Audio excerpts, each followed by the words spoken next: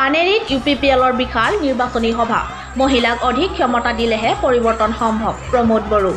BTCত এতিয়া নিৰ্বাচনী বতাহৰ ধুমুহাই খলকনিৰ সৃষ্টি কৰিছে জনগণৰ মাজত নেতা পালি নেতাসকল এতিয়া জাগ্ৰত দুচকুত নাই টোপনি নিজক লৈ ব্যস্ত ৰাইজৰ মাজত এতিয়া প্ৰতিশ্ৰুতিৰে ভৰি পৰিছে নিৰ্বাচন আহিলে যেনেকৈ খবৰ ল'ব আহে ঠিক তেনেকৈ নিৰ্বাচনৰ পাছতো যদি আমাৰ জনপ্ৰতিনিধিসকল আহে নিশ্চয় সমাজখন আগবাঢ়ি যাব আৰু উন্নয়ন সম্ভৱ হ'ব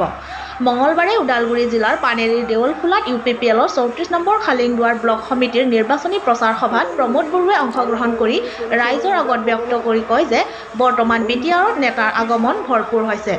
বহুতেই ঘৰে ঘৰে গৈ বুজনি দিয়া দেখা গৈছে ৰাইজ এই ক্ষেত্ৰত সাৱধান হওক বুলি কোৱাৰ লগতে BPFে টকাৰে ভোট কিনা আৰু পুঁজি চুৰ কৰি ৰক্ষকে ভক্ষক হোৱা বুলি অভিযোগ কৰে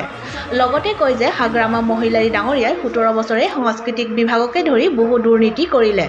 বহু জনগোষ্ঠীক ঠুগিলে তেওঁ BTCত দমন নীতিৰে শাসন কৰিলে হাগ্ৰামাই মদ ভাং খাই ল'ৰা ছোৱালীক মাৰামাৰি কৰিব শিকালে খেতিয়কসকলক সহায় নকৰিলে বুলি গুৰুতৰ অভিযোগ কৰে প্ৰমোদে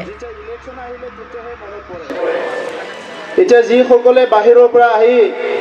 দুই এদিন খবৰ লৈছে ইহঁতৰ কথা শুনিব না আমি যিসকলে ইয়াতে মানে আমাৰ মানে কি কয় খিপাটো মানে ভিতৰলৈকে আছে সেই সকলৰ কথা শুনিব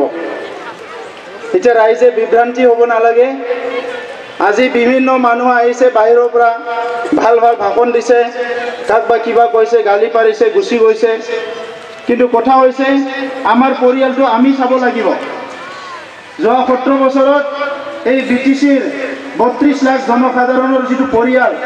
য'ত বড়ো আছে অসমীয়া আছে য'ত বঙালী আছে আদিবাসী আছে মাইনৰিটি আছে ৰাভা আছে বিভিন্ন জনগোষ্ঠী আছে এই পৰিয়ালটো চোৱা চিতা কৰা দায়িত্ব হাগ্ৰামা মহিলাৰীয়ে লৈছিলে কিন্তু হাগ্ৰামা মহিলাৰী কি কৰিলে ৰক্ষকে ভক্ষক কৰাৰ নিচিনা মালিকে মানে নিজৰ পুঁজিৰ পৰা চুৰ কৰা আৰম্ভ কৰিলে পুঁজিটো নিজে ৰখিব লাগিছিলে ৰাইজৰ কাৰণে এই পুঁজিৰ ধনখিনি লাহে লাহেকৈ নিজে ৰাইজৰ পুঁজিৰ পৰা লৈ যায় নিজৰ পকেটত ভৰোৱা আৰম্ভ কৰিলে আৰু 17 বছৰত কি কৰিলে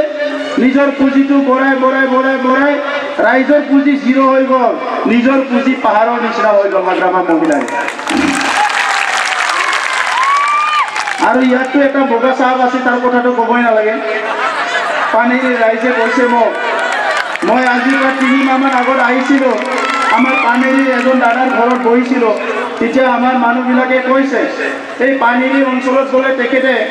মটৰ যেতিয়া আহি পায় তেতিয়া গাড়ীটো আৰু বেছি স্পীডত দাবায় পানেৰী অঞ্চলত এই বগা চাহাবে গতিকে সেই বগা চাহাবক যদি আৰু জিকিবলৈ দিয়ে যি অলপখিনি আছিলে আমাৰ খালেংদুৱাৰ সমষ্টি এইখিনিও শেষ হৈ যাব কালচাৰেল আছিলে কালচাৰৰ পইচাটো নিজৰ পৰিয়ালৰ নামত নিজৰ কোনোবা ড্ৰাইভাৰ চকীদাৰ যোন আছে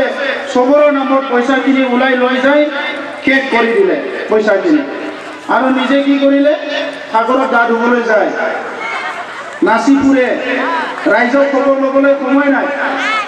তো সেইকাৰণে শ্ৰদ্ধা ৰাইজ এতিয়া সময় আহিছে কি আমি সকলোৱে মিলি পেলাই যি দুৰ্নীতি ভ্ৰষ্টাচাৰ চলি আছিলে এই দুৰ্নীতি ভ্ৰষ্টাচাৰ হাগ্ৰামা মহিলাৰী 17 বছৰৰ যি দমন নীতি ভয়ভীত ইয়াৰ পৰা আমি মুক্ত কৰিব লাগিব যোৱা 17 বছৰে ইয়াত দাদাগিৰি কৰিছে হাগ্ৰামা মহিলাৰীয়ে যদি দাদাগিৰি কৰিব পাৰিছে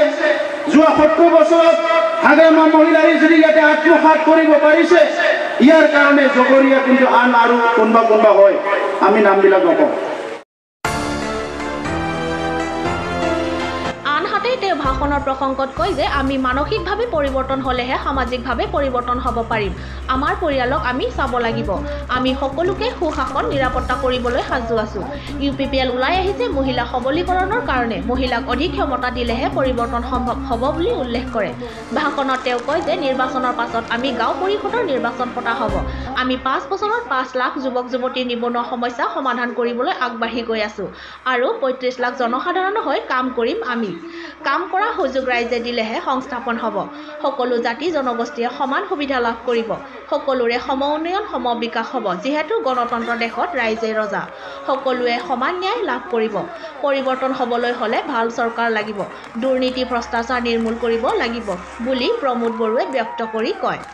আনহাতে বিজেপি কটাক্ষ কৰি কয় যে BTRত শান্তি প্ৰতিষ্ঠা হোৱাৰ পাছত তেওঁলোকে এতিয়া পুদম ফুলৰ খেতি কৰিব ওলাইছে। এয়া ইমান সম্ভৱ নহ'ব। এইবাৰ BTRত UPPLে চৰকাৰ গঠন কৰিব, সেয়া নিশ্চিত বুলি কয়। টংলাৰ পৰা অৰূপ বড়োৰ ৰিপৰ্ট, নিউজ 24 বড়োলেণ্ড।